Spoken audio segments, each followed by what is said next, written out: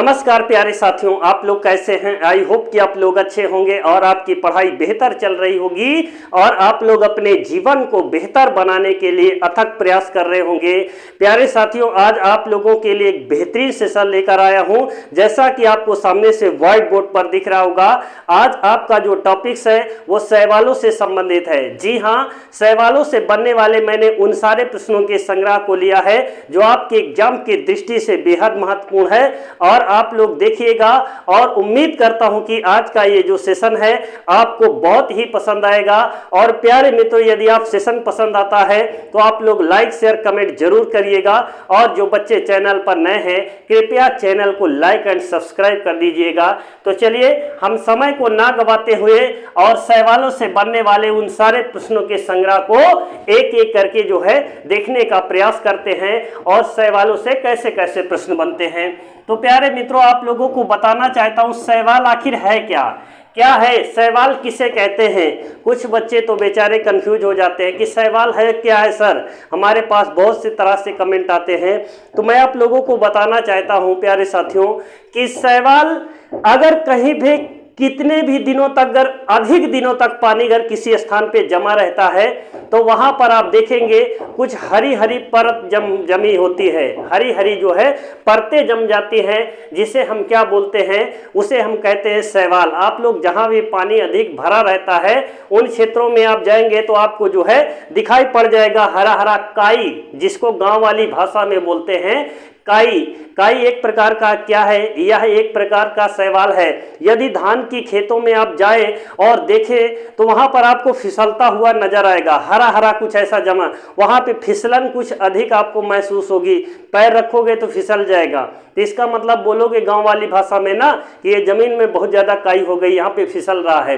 तो प्यारे मित्रों, मैं आपको कहना चाहता हूँ हरी हरी कलर में जो होती हैं वो शैवाल होते हैं और शैवाल पृथ्वी पर बहुत प्रकार के पाए जाते हैं। अगर मैं बात करूं प्यारे मित्रों तो कुछ ऐसे शैवाल हैं जिनका लोग भोजन के रूप में प्रयोग करते हैं, कुछ ऐसे जहरीले शैवाल हैं जिनका भोजन के रूप में प्रयोग नहीं किया जाता है। तो आइए हम जानते हैं कि शैवालों का अध्ययन, सबसे पहले ये जानेंगे कि शैवालों का अध्ययन क्या कहलाता है। तो प्यारे मित्रों, जानते हैं शैवालों का जो अध्ययन होता है वो क्या कहलाता है। उसको अध्ययन जिसमें किया जाता है शैवाल का वो है फाइकोलॉजी। फाइकोलॉजी में किसका अध्ययन किया जाता है तो प्यारे मित्रों शैवालों का अध्ययन फाइकोलॉजी कहलाता है। जी हाँ, क्या कहलाता है, फाइकोलॉजी जो है शैवालों का अध्ययन कहलाता है। हरे पौधे और शैवाल की कोशिका भित्ति किससे बनी होती है। मैंने यहाँ पर उन सारे महत्वपूर्ण प्रश्नों को लिया है जो आपके एग्जाम की दृष्टि से बेहद महत्वपूर्ण है। तो प्यारे मित्रों, हरे पौधे, जी हाँ, हरे पौधे और शैवाल की कोशिका भित्ति, हरे पौधे और शैवाल की कोशिका भित्ति, शैवाल की कोशिका भित्ति किससे बनी होती है, कोशिका भित्ति किससे बनी होती है। तो प्यारे मित्रों, आप लोगों को बताना चाहता हूं कि हरे पौधे और शैवाल की कोशिका भित्ति किससे बनी होती है, सेलुलोज से बनी होती है। इसका जो आंसर होने वाला है प्यारे मित्रों, किससे बनी होती है तो याद रखना सेलुलोज से बनी होती है, सेल्यूलोज से बनी होती है। सेलुलोज घुलनशील है कि अघुलनशील है। कभी कभी याद रखना ये पूछता है कि सेलुलोज क्या है, जल में घुलनशील है कि अघुलनशील है। तो याद रखना प्यारे मित्रों, इन सारे पॉइंट को आप नोट करिएगा। यह जल में अघुलनशील होते हैं। क्या है, अघुलनशील होते हैं, घुलनशील नहीं लगाइएगा। क्या होते हैं, यह जल में अघुलनशील होते हैं। हरे पौधे और शैवाल की कोशिका भित्ति किससे बनी होती है, सेलुलोज से बनी होती है। ये बहुत ही महत्वपूर्ण टॉपिक्स चल रहा है प्यारे मित्रों, आप लोग देखिएगा। उम्मीद करता हूं कि यहां से बनने वाले उन सारे प्रश्नों को आप देखेंगे जो आपके एग्जाम की दृष्टि से बेहद महत्वपूर्ण माना जाता है। और प्यारे मित्रों, हरे शैवालों में, जी हाँ, हरे शैवालों में कौन सा पदार्थ संचित रहता है, हरे शैवालों में कौन सा पदार्थ संचित रहता है। यहां से क्वेश्चन कई बार आया है, हरे शैवाल में कौन सा पदार्थ संचित रहता है? कौन सा पदार्थ संचित रहता है? संचित रहता है।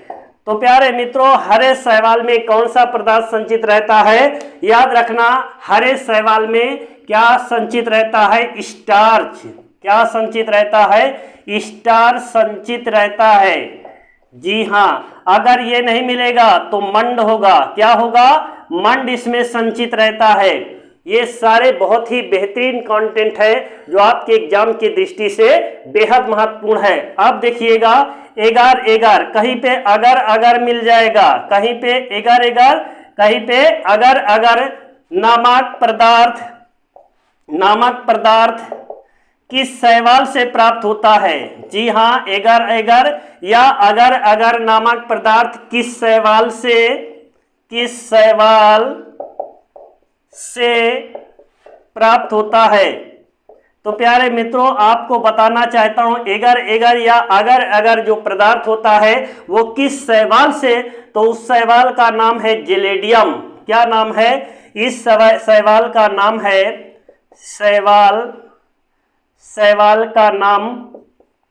शैवाल नाम है जेलेडियम।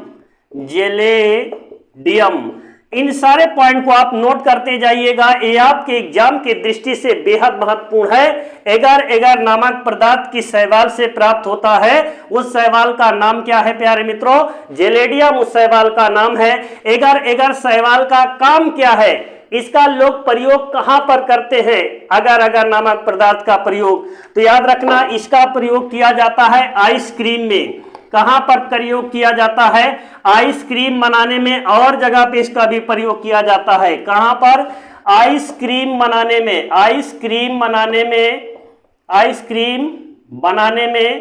एगार का प्रयोग किया जाता है। या कहीं पे अगर मिल जाएगा, अगर शैवाल का जी ये पदार्थ होता है अगर जो जेलेडियम नामक शैवाल से प्राप्त होता है। इसका प्रयोग कहां पर किया जाता है? आइसक्रीम बनाने में इसका प्रयोग किया जाता है, इसलिए इसका जो है खाने में प्रयोग किया जाता है। अब देखेंगे प्यारे मित्रों कुछ ऐसे महत्वपूर्ण शैवाल से जो आपके एग्जाम की दृष्टि से बेहद महत्वपूर्ण है। समुद्री शैवाल, जी हाँ, समुद्री शैवाल किसे कहा जाता है? जी हाँ, समुद्री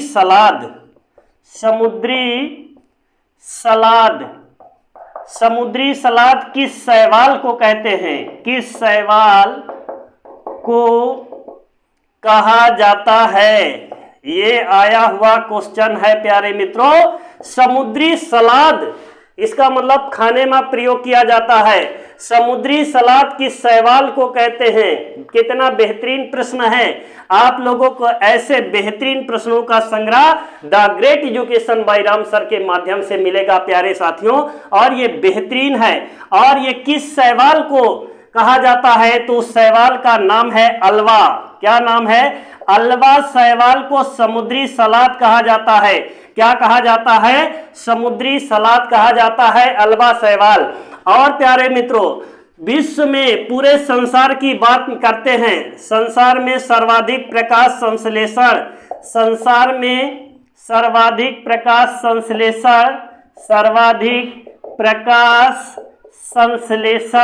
संश्लेषण किसके द्वारा होता है? जी हाँ, किसके द्वारा होता है? तो आपका आंसर क्या होना चाहिए यहाँ पर?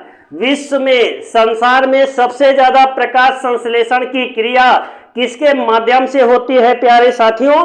तो आपको बताना चाहता हूं कि विश्व में 90% से ज्यादा, जी हाँ 90% से ज्यादा की बात करें तो याद रखना प्रकाश संश्लेषण होता है शैवालों के माध्यम से।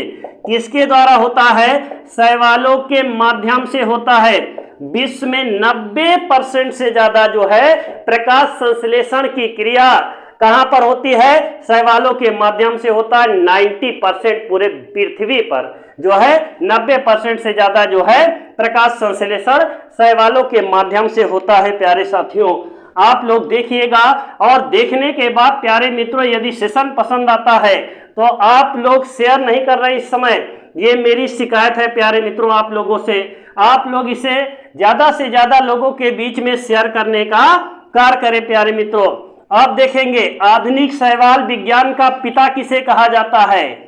आधुनिक शैवाल विज्ञान का पिता, आधुनिक शैवाल विज्ञान का पिता किसे कहा जाता है। जी हाँ, कहा जाता है तो ओपी अयंगर को, MOP अयंगर को कहा जाता है। किसे कहा जाता है तो याद रखना MOP अयंगर को कहा जाता है। क्या कहा जाता है प्यारे मित्रों, आधुनिक शैवाल विज्ञान का पिता किसे कहा जाता है। OP अयंगर को कहा जाता है, आधुनिक शैवाल का पिता कहा जाता है। और प्यारे मित्रों हरे पौधे, हरे शैवालों में प्रकाश संश्लेषण का उत्पाद क्या है। क्या है क्वेश्चन है, क्वेश्चन क्या है। हरे शैवाल में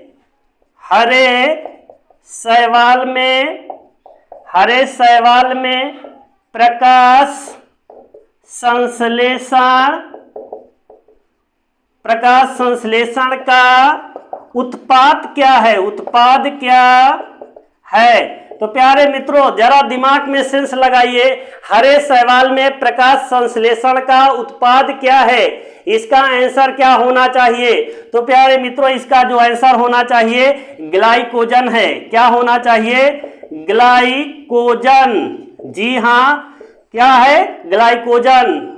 कवक और इसमें भोजन में क्या किस रूप में संचित रहता है, ग्लाइकोजन के रूप में ये संचित रहता है। हरे शैवाल में जो प्रकाश संश्लेषण का उत्पाद है वो क्या है, ग्लाइकोजन के रूप में रहता है। प्यारे मित्रों इन सारे पॉइंट को आप नोट करते जाइएगा, पेन और कॉपी अपने पास में रखिएगा। प्यारे साथियों ऐसे प्रश्नों के संग्रह आपको कहीं बार बार मिलने वाले नहीं हैं। आप कहीं भी किसी भी यूट्यूब पर चले जाइए, आप देखेंगे शैवाल से संबंधित मैंने आप लोगों को बेहतरीन कंटेंट दिया है जो आपके एग्जाम की दृष्टि से बेहद महत्वपूर्ण है। अब देखेंगे शैवाल से ही देखेंगे कैसे कैसे और से प्रश्न बन सकते हैं। अब पूछा जाएगा सबसे बड़ा शैवाल, सबसे छोटा शैवाल और सबसे छोटा गुणसूत्र किसमें पाया जाता है। तो सबसे पहले देखेंगे सबसे बड़ा शैवाल कौन सा होता है। जी हाँ, सबसे बड़ा शैवाल का नाम क्या है। जी हाँ, सबसे बड़ा जो शैवाल है उसका नाम क्या है, उसका नाम है माइक्रोसिस्टिस। जी हाँ, उसका नाम है माइक्रोसिस्टिस शैवाल। माइक्रोसिस्टिस शैवाल को दैत्याकार समुद्री घास कहा जाता है। क्या कहा जाता है, दैत्याकार समुद्री घास कहा जाता है। किसे कहा जाता है, याद रखना माइक्रोसिस्टिस शैवाल को। अगर इसकी लंबाई की बात करें प्यारे मित्रों तो अगर लंबाई इसकी 50 मीटर होती है, कितनी होती है, 50 मीटर होती है। यह पृथ्वी पर पाया जाने वाला सबसे बड़ा शैवाल है जिसका नाम क्या है, माइक्रोसिस्टिस शैवाल है। अगर पृथ्वी पर पाया जाने वाला सबसे छोटा शैवाल की बात करें तो याद रखना सबसे छोटा शैवाल कौन सा है, सबसे छोटा शैवाल। तो प्यारे मित्रों इसका जो आंसर होने वाला है सबसे जो छोटा शैवाल है क्या है, एसीटेबुलेरिया। एसीटेबुलेरिया सबसे छोटा शैवाल है। जी हाँ, ये सारे पॉइंट की दृष्टि से आपके एग्जाम के लिए बेहद महत्वपूर्ण है। अब देखिएगा लास्ट क्वेश्चन है कि सबसे छोटा गुणसूत्र किसमें पाया जाता है। जी हाँ, सबसे छोटा गुणसूत्र की बात करें प्यारे साथियों तो शैवाल में ही पाया जाता है। सबसे छोटा गुणसूत्र, जी हाँ, सबसे छोटा गुणसूत्र किसमें पाया जाता है तो याद रखना शैवाल में। सबसे छोटा गुणसूत्र किसमें पाया जाता है, शैवाल में पाया जाता है। 0.025 जी प्यारे मित्रों इसमें पाया जाता है। प्यारे मित्रों ये सारे पॉइंट को आप नोट करते जाइएगा जो आपके एग्जाम की दृष्टि से बेहद महत्वपूर्ण है। आई होप कि आप लोग मेरी बात को समझ पाए होंगे प्यारे मित्रों। यदि सेशन पसंद आया है तो आप लोग अधिक से अधिक लोगों के बीच में शेयर कर दीजिएगा, ताकि उन सारे लोगों को मैसेज पहुंच सके प्यारे मित्रों, जो गांव में बेचारे जो है किसी कारणवश शहर नहीं आ सकते, या उनके पास किसी भी प्रकार से दिक्कत है, जो वो कोचिंग तक नहीं आ सकते हैं। कृपया आप लोग उन सारे लोगों तक मेरी मैसेज को पहुंचाने का प्रयास करें, ताकि ये मैसेज एक शहर क्या गांव-गांव के एक एक बच्चा तक पहुंच पाए। और आज की क्लास को प्यारे मित्रों यहीं पर समाप्त करते हैं। जय हिंद, जय भारत।